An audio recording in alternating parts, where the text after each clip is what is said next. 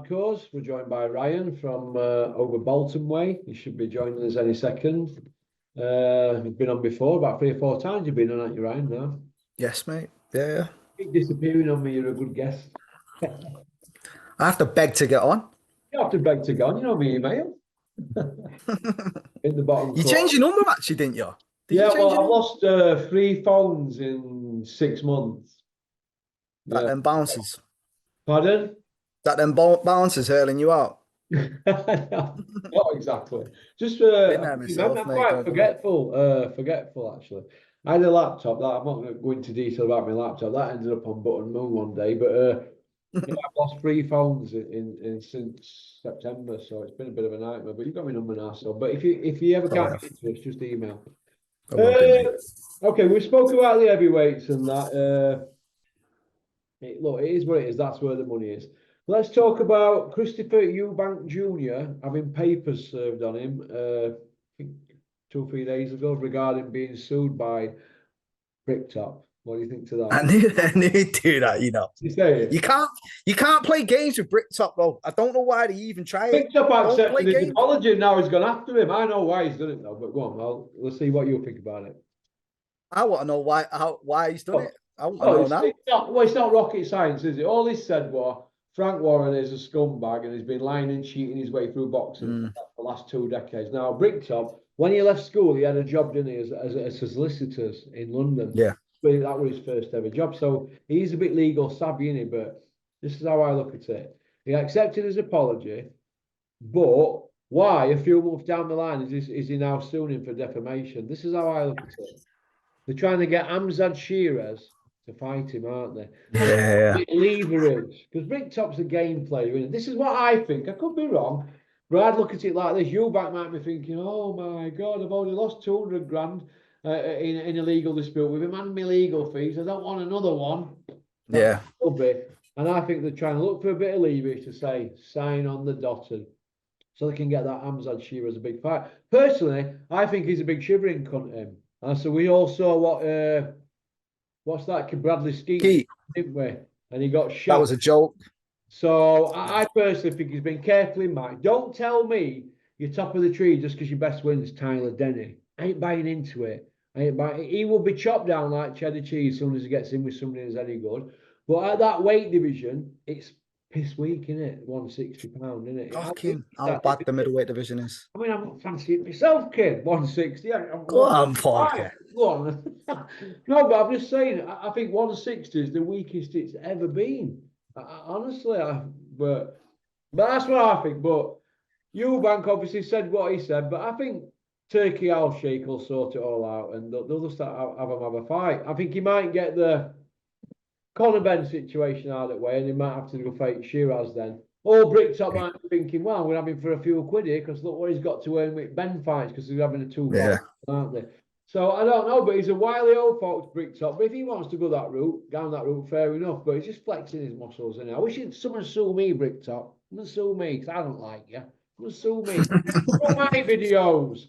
Sue me for calling you Bricktop. Go sue Carl Froch. He calls you Bricktop. Everybody does. Old Dinted.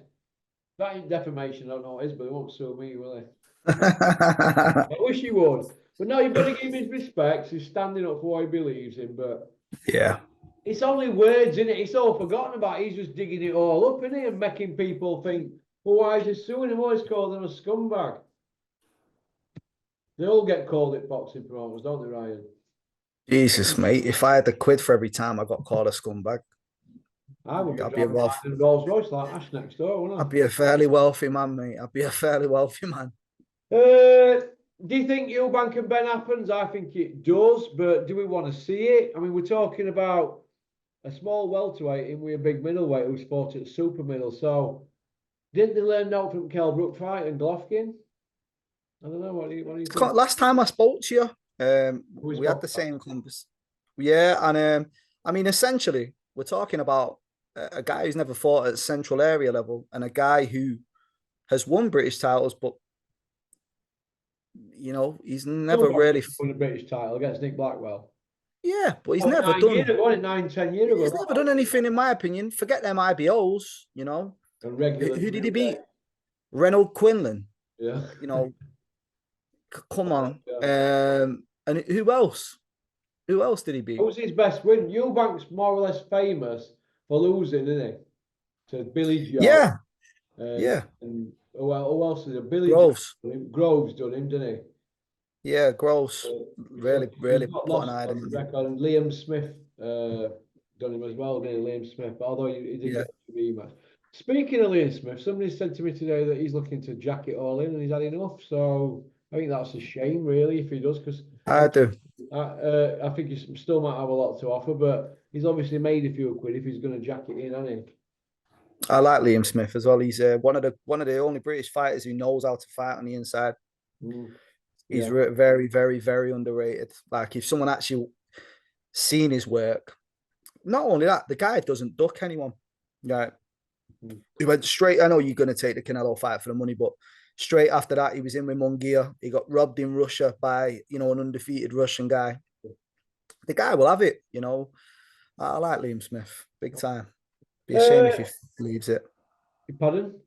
I said it'll be a shame if he jacks. Yeah. He's still young, isn't he? Somebody said in comment section to me, can I put it to me, guess? Sheffield is the hotbed of boxing. So this is what I say, because obviously we're in this area at the moment, South Yorkshire. Who's the biggest star in Sheffield boxing at the moment? Can somebody tell me one?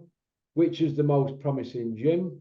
And how many stars are in it? Because Flex don't do amateur no more at Ingle Gym, and they've been having funding 50 years that lot up there, but the gym still looks like it did 50 years ago.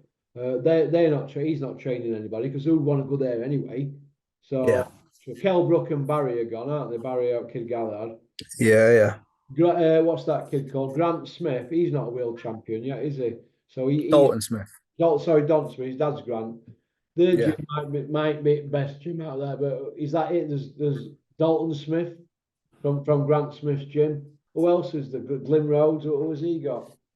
Where are these Sheffield stars? Where is Sheffield a hotbed of boxing? Because somebody tell me, because I want to know. Where's the next big show in Sheffield? There isn't one, is there? Terry Unfortunately, not. Women fighting 2-minute rounds on back foot, running away. Is that it? Where's big Sheffield stars? So no, I don't think Sheffield's a hotbed. I think Manchester's a lot further up, higher up, and I think Liverpool, and then you got your London area, don't you? But all this about Sheffield's where it's at for boxing. Well, tell me a star. Can you tell me one? Dalton Smith. He's not one of European yet, has he? No, there was a big middleweight though. He was coming through not long ago. He was like 6'5". I can't remember his name. Middleweight. My God. He was massive. He was a huge guy. I can't remember his name. He can't have been Shaquille something. I can't remember. What's happened to him? Has he gone off at radar? Well, like I said, I just want to ask you what you thought, and Terry always goes on about this. Where's this big thriving Liverpool big star? Liverpool and Manchester. Liverpool's where it's at. No, it's Liverpool. Huh? Are you? No. I'm from right outside the centre of Manchester. Yeah. Okay. Hughie. Is Hughie Fury, and I've got a theory on this, and nobody's said this to me. Peter Fury hasn't said this to me. Nobody's said this to me. Just this theory I've got. And obviously, I know Hughie Fury very well and his dad.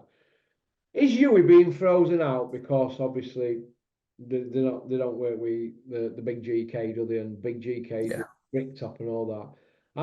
I'm just starting to wonder now if the doors are shut for them, the in the face kind of thing, because Hughie's gone from being age 27 to now he's 31 this year, isn't he?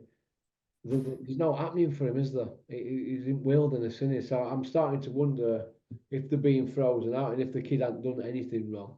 Do you know what I mean? And if it's political, because he is a nightmare to fight. He's never been down once, has he? He's got a chin. He's got a chin. He doesn't shout his mouth off. I'm just wondering if there's some skullduggery and they're not getting a fair shake at whip because he's fit. So what's going on? Everybody else is getting opportunities. I just wanted to ask you what you thought about it, Ryan. That's all. Yeah, it's perplexing. One of my friends turned pro with Peter Fury, Okolie. So I asked, he's a top kid as well, God willing, he does well as a pro. I think he will.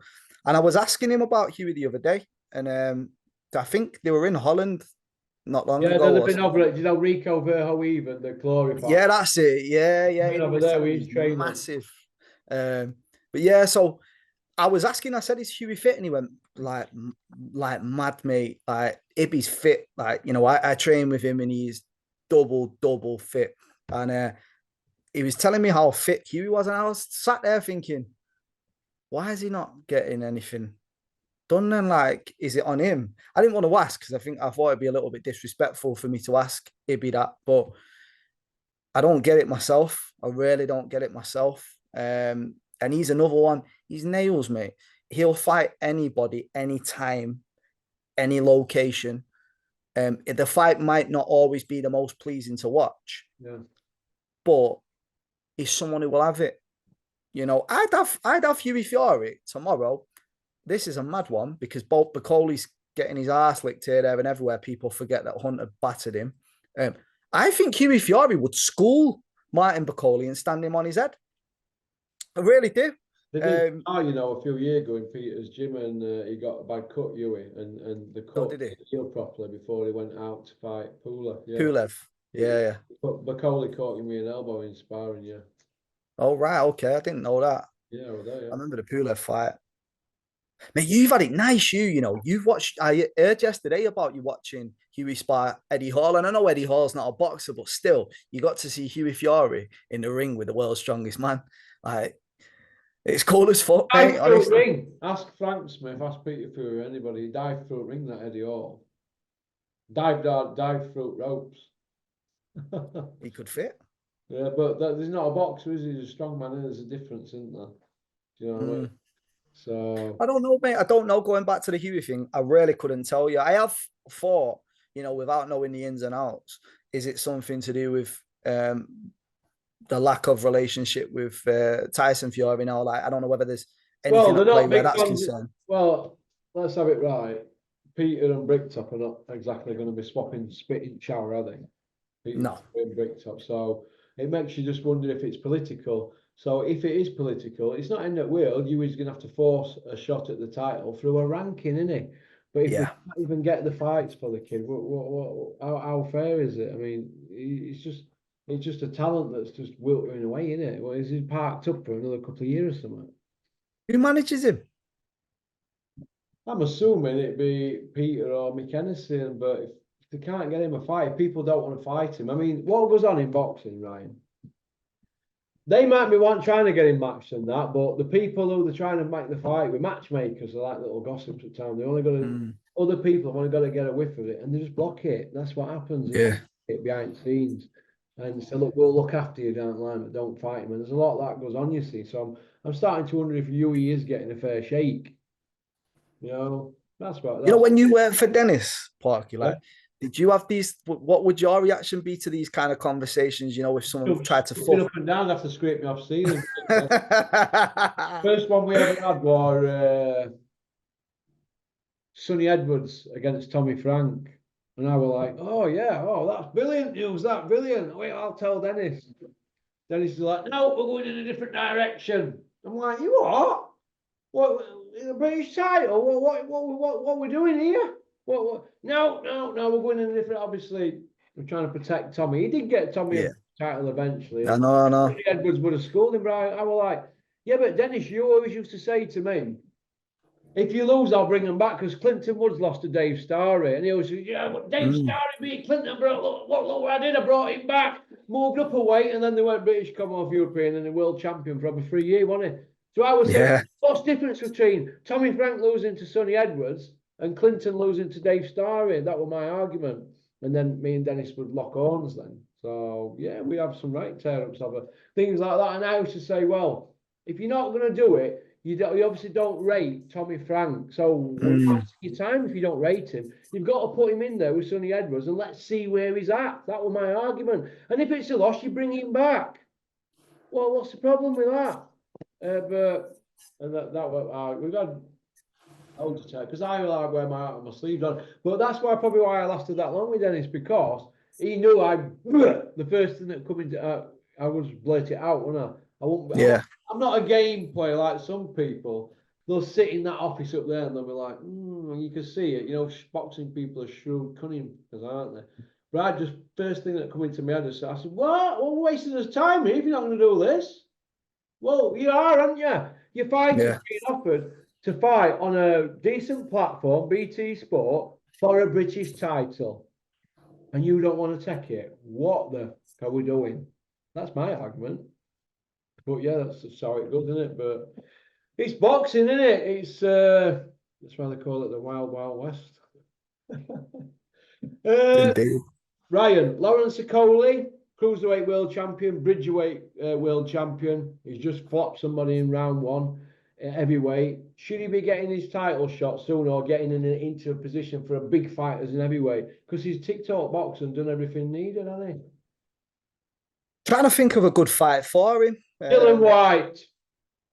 That'd be class. I'd love the build up as well. But I'm telling you now, yeah, Gallagher don't really get the plaudits these days because he doesn't seem to have a massive stable nowadays. But Gallagher will get all over Okolie on a day-to-day basis. And I'm telling you, the guy that Lawrence Okolie was when he was stinking the MEN out against that New Zealander, that guy will not be the same guy in the ring with Joe Gallagher there because he won't have it. He'll slap him. I like Okolie.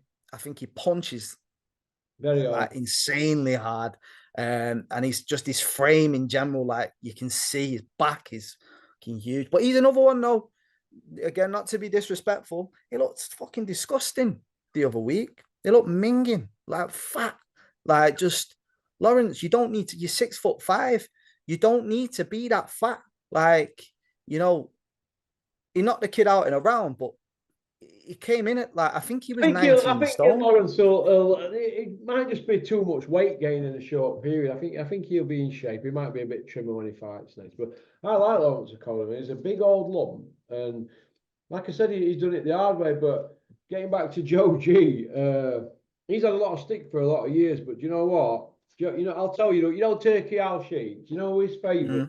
A couple of them. You know that Spencer Brown. The Blackpool, yeah. Tyson's manager. He's a big favourite of Turkey Al Sheik. And Joe G is. They're well in over there, mate. Let me tell you this. And Joe G runs Turkey Al Sheik's gym, which is called Mike Tyson Gym. And they reckon it's one of the best modernistic, high-tech, whatever gyms in the world, mate.